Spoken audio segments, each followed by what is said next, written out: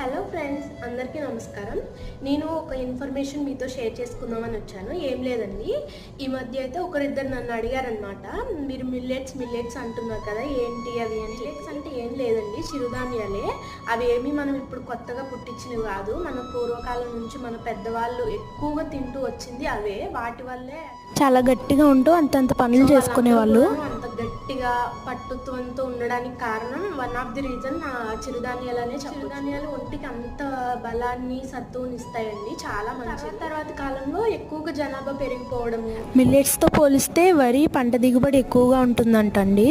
అన్ని రీజన్స్ వల్ల ఏమైందంటే వరిని ఎక్కువ పండించడం అయిపోయింది. దానివల్ల ఏమైందంటే చిరుధాన్యాలు తినడం తగ్గించేసాం అనమాట. ఇప్పుడు ఓల్డ్ ఈజ్ గోల్డ్ అని ప్రజెంట్ అయితే అందరూ హెల్త్ కాన్షియస్ మీద మళ్ళీ అవన్నీ తినడం స్టార్ట్ చేస్తున్నారండి. సో మనకి అన్ని షాప్స్లోనూ అవైలబుల్గా ఉంటున్నాయి చిరుధాన్యాలు.